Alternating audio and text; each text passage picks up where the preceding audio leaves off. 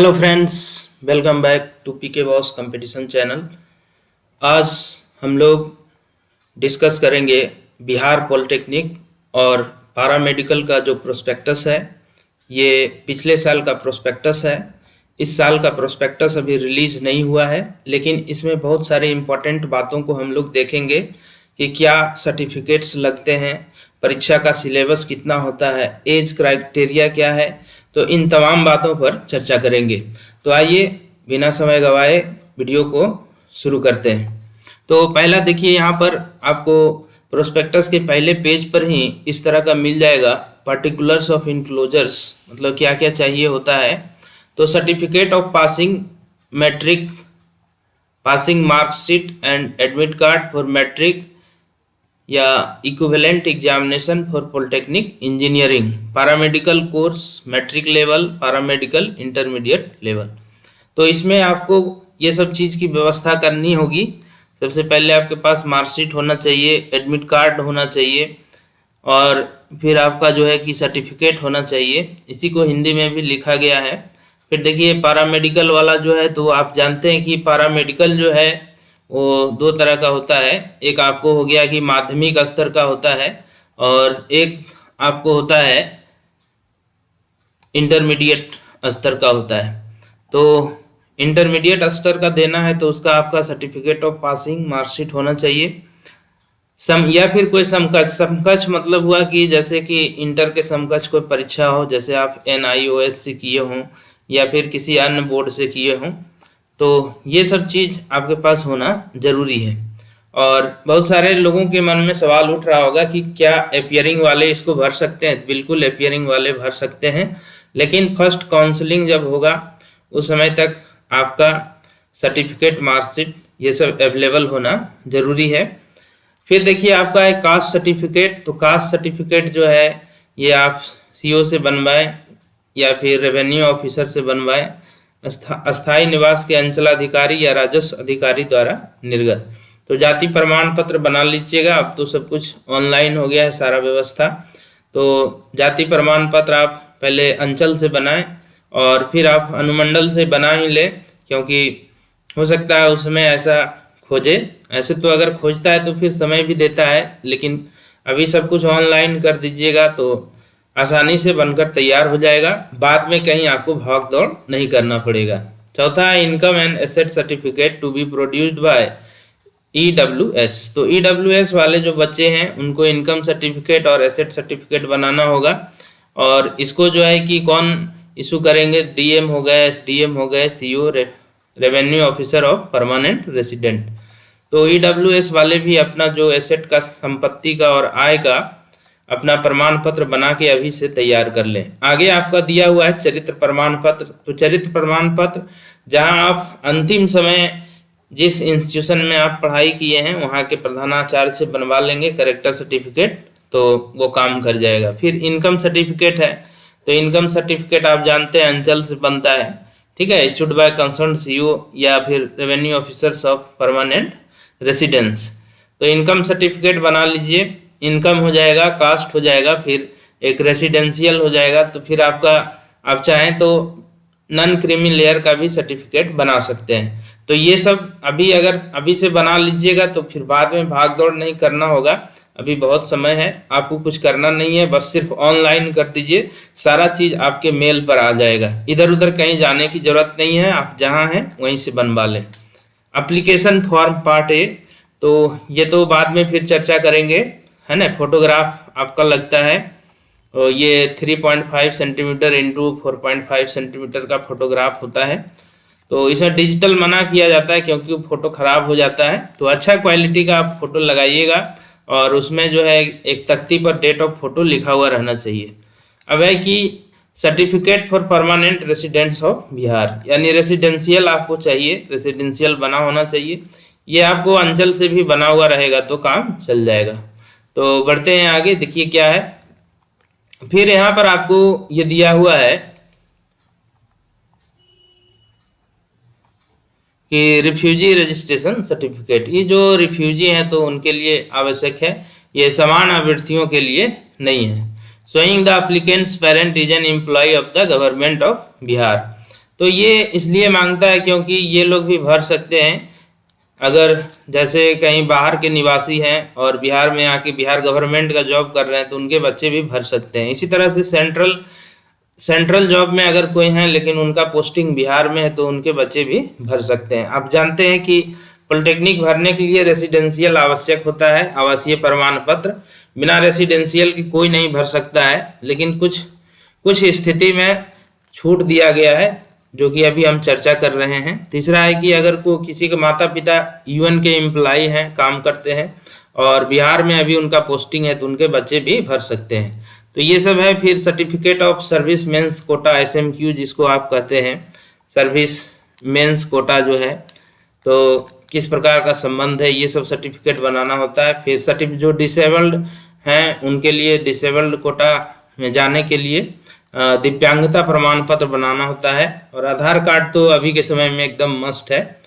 आगे देखिए यहाँ पर जो है अब हम चर्चा करेंगे कि क्या उसके लिए क्वालिफिकेशन है, क्या उसका एज है, तो यहाँ पर सारा चीज का चर्चा करेंगे। देखिए ये जो एग्जाम होता है डिप्लोमा सर्टिफिकेट प्रवेश प्रतियोगिता परीक्षा, तो इसमें जो है कि आप एक पॉलिटेक्निक इंजीनियरिंग का एग्जाम देते हैं जिसको हम लोग PE कहते हैं। तो PE ये आपका हो गया मैट्रिक स्तर वाला, ठीक है।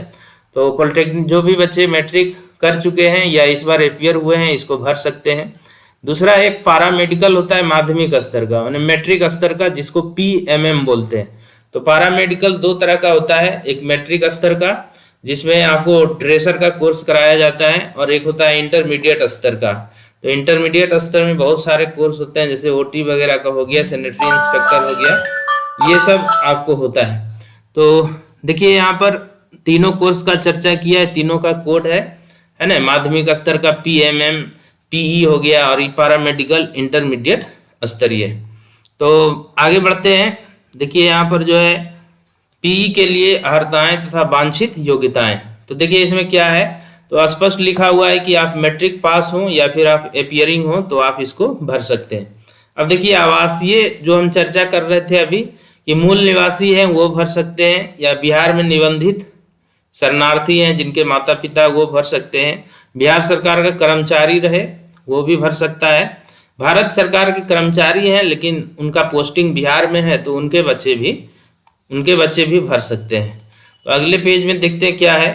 अगले पेज में देखिए ये सब आपको हम पहले भी बताए थे, है ना। तो जिनके माता पिता इस संयुक्त राष्ट्र संघ वाला चर्चा कर चुके हैं। शारीरिक है तो ये है कि पहले आपको मेडिकल कराया जाता है, उसके बाद प्रवेश दिया जाता है। आयु जो है कि पॉलिटेक्निक में तो आपका कोई अधिकतम न्यूनतम आयु सीमा नहीं है, ये पैरामेडिकल कोर्स में है जिसको हम बताएंगे। तो सबसे पहले पैरामेडिकल माध्यमिक स्तर का है, तो इसमें जो है कि आपको दिया हुआ है कि पाठ्यक्रम जो होता है ये आपको ड्रेसर का होता है, जिसको हिंदी में परिधापक बोलते हैं। योग्यता देखिए वही है, अब मैट्रिक स्तर में जो है कि या कोई मैट्रिक का समकक्ष परीक्षा है, उसमें विज्ञान विषय रहे, अंग्रेजी के साथ उत्तीर्ण रहे, तब आप इसको भर सकते हैं।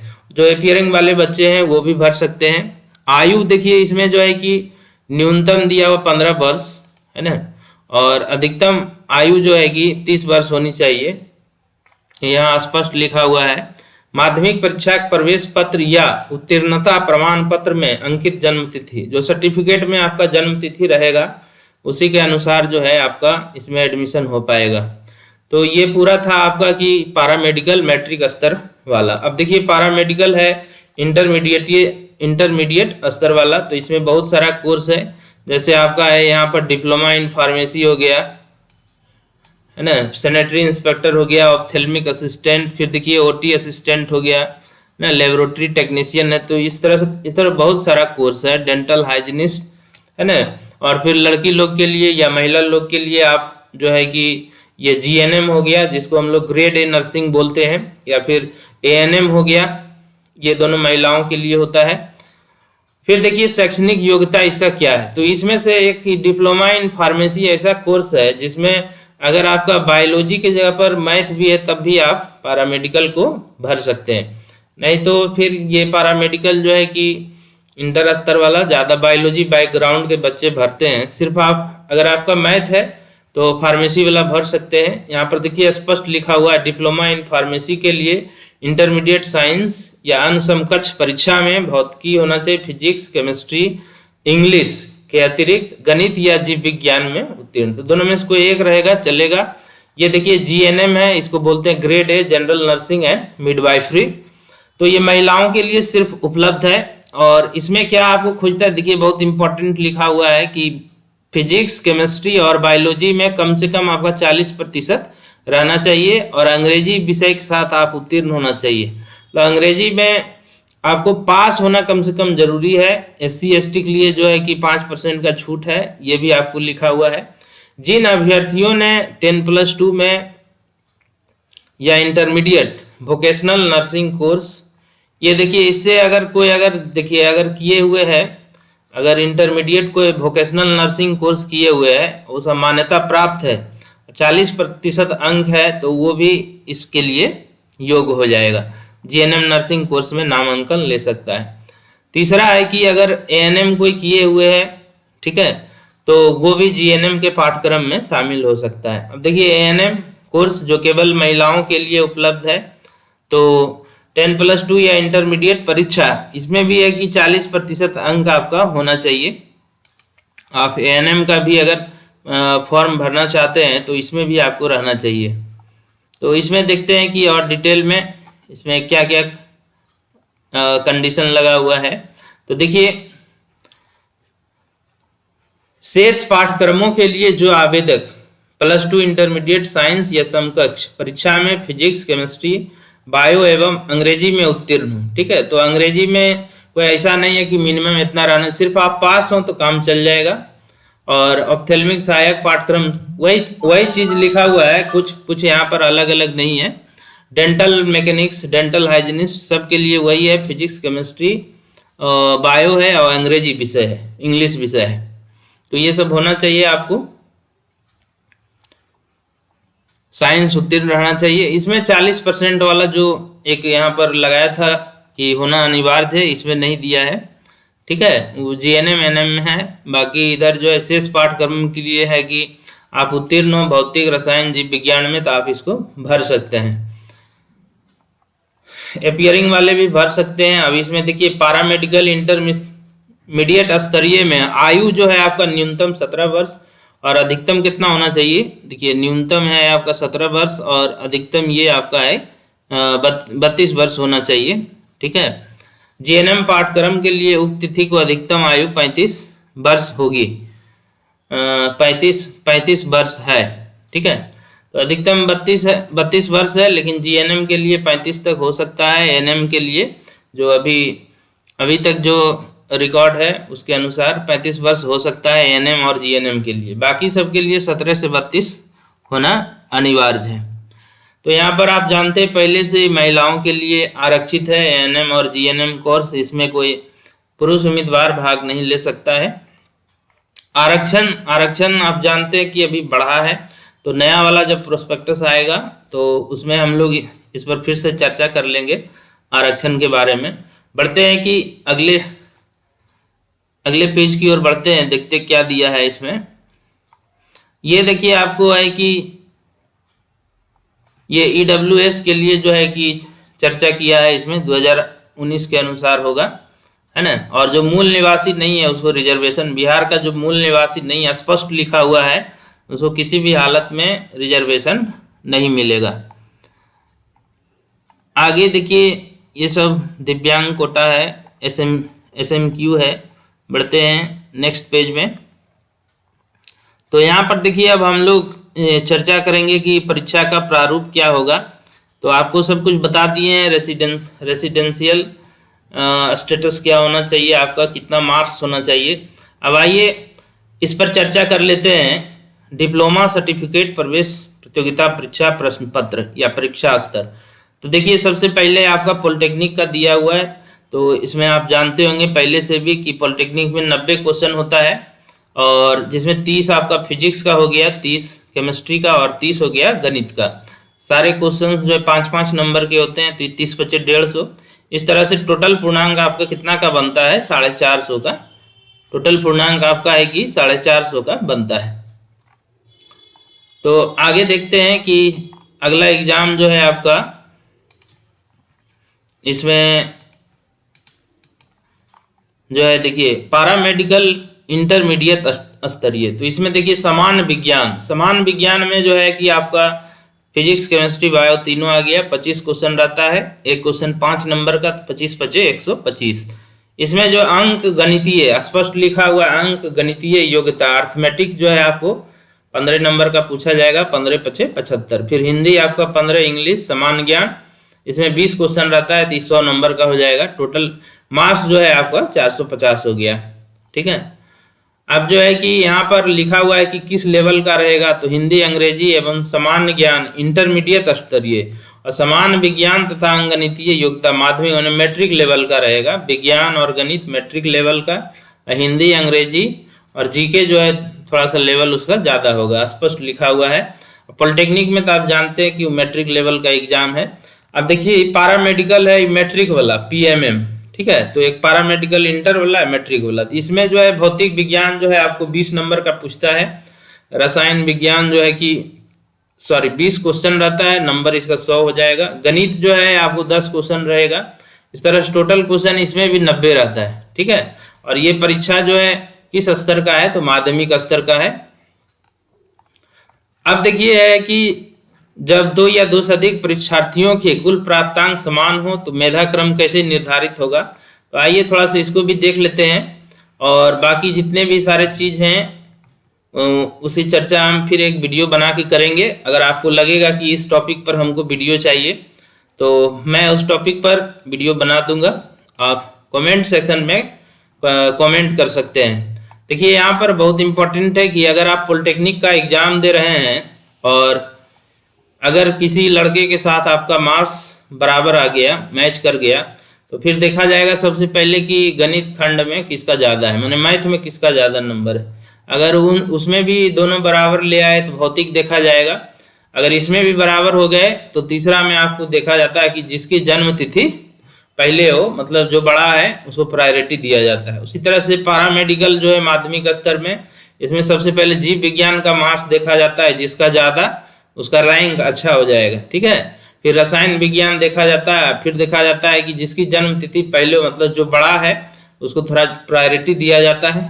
ठीक है, फिर देखिए ये इंटरमीडिएट स्तर में है तो इसमें समान विज्ञान खंड देखा जाता है। समान विज्ञान में आपको फिजिक्स केमिस्ट्री बायोलॉजी आ जाता है, उसके बाद अंक गणित का देखा जाता है, और फिर लास्ट में जन्म तिथि देखा जाता है। तो इस तरह से हम आपको एक संक्षिप्त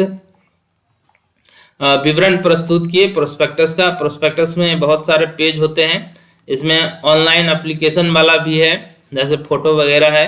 तो ये जब फॉर्म निकल जाएगा तो इसका एक बार फिर से हम चर्चा करेंगे किस तरह से फॉर्म भरना है, और किस तरह का जो गलती होता है वो गलती हमको नहीं करना है। तो ये सारी बातों का चर्चा करते रहेंगे आपसे वीडियो बना के। आप चैनल को सब्सक्राइब कर लीजिए और वीडियो को लाइक कर दीजिए, इसको ज़्यादा से ज़्यादा शेयर कीजिए, और जो आपका ज़रूरत है उसको कमेंट बॉक्स में आप लिख सकते हैं कि हाँ इस टॉपिक पर हमको और वीडियो चाहिए। तो इस वीडियो को यहीं रहने देते हैं और फिर मिलते हैं नेक्स्ट वीडियो में। तब तक के लिए जय हिंद दोस्तों।